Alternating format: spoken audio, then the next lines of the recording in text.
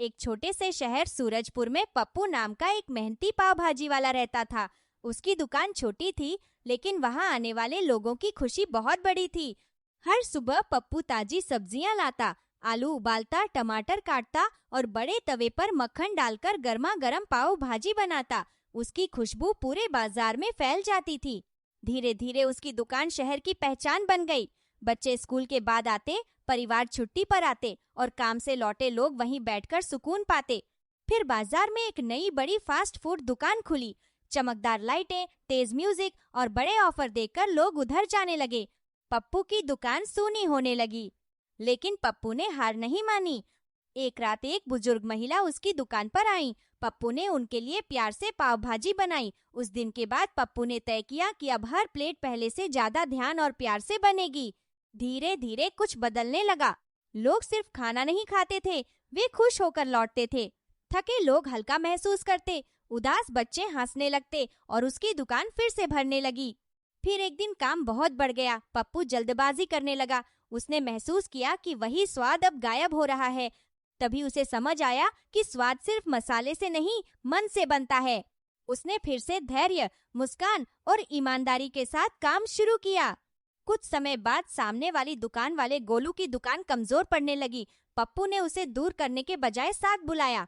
दोनों ने मिलकर काम शुरू किया। अब उनकी दुकान सिर्फ खाने की जगह नहीं, लोगों की खुशी की जगह बन गई।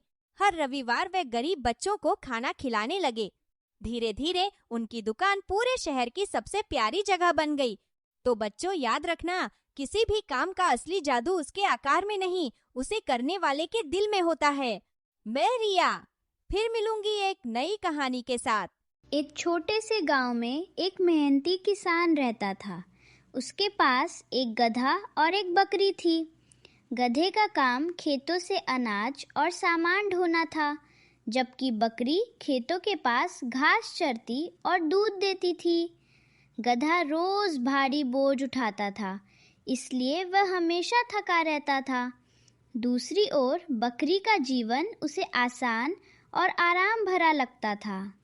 धीरे धीरे गधे के मन में यह भावना आने लगी कि उसके साथ ज़्यादा मेहनत करवाई जाती है और बकरी ज़्यादा आराम करती है।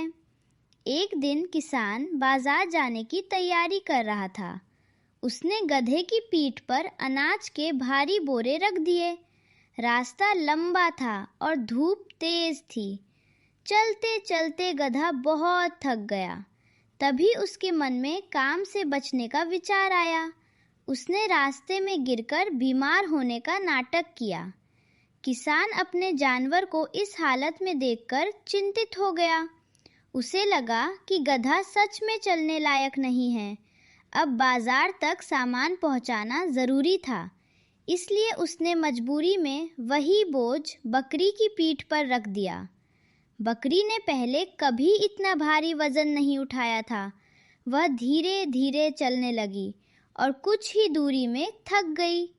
उसके लिए यह काम बहुत कठिन साबित हुआ। किसान को समझ आने लगा कि गधे ने काम से बचने की कोशिश की है।